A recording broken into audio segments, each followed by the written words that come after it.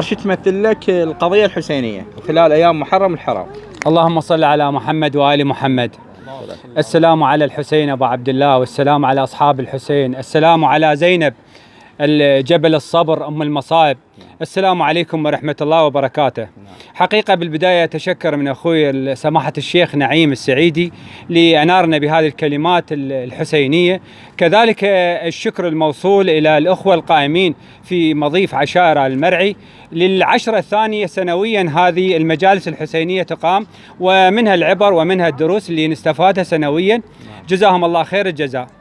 حقيقة موضوع شهر محرم حقيقة أنا شخصيا أشوف له أبعاد أخرى ليس كما يراها الآخرون، إنه شعائر ولطم وهريسة وقيمة وكذا. معركة الإمام الحسين لها أبعاد كبيرة، ولو نظل منها للصباح نعدد هذه الأبعاد فهي الأبعاد كثيرة جدا. نلخص منها أنه لولا خروج الإمام الحسين على الحاكم في وقته اللي كانت الشرعية ليزيد في وقتنا هذا، لولا خروج الإمام الحسين في ذلك الزمان لسلب الشرعية من الحاكم الموجود، من الطاغي الموجود في ذلك الزمان. هذا بعد. البعد الآخر قضية راد يوصلنا مدى خسة ونذالة القوم في ذلك الزمان، لأنه ارتدى ملابس رثة، ارتدى ملابس عتيقة جوا ملابسه، راد يراوينا مدى دناءة ذلك القوم بقضية تشهير بالجثث والأخلاق المتدنية في ذلك العصر.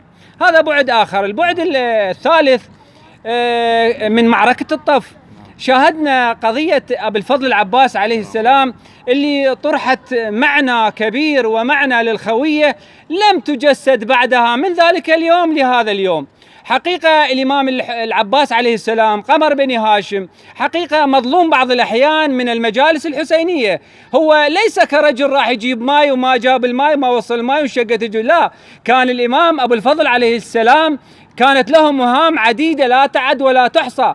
هو قائد جيوش الإمام الحسين عليه السلام، وله رسالة قد توازي ثورة الإمام الحسين. حقيقة جزاكم الله خير، وأنا ما أريد أطيل عليكم بالحديث، وأشكر أخوي الإعلامي أستاذ علي، جزاكم الله خير وألف شكر، والله يعظم أجوركم بهذا المصاب الجلل. جزاك الله خير. مشكور.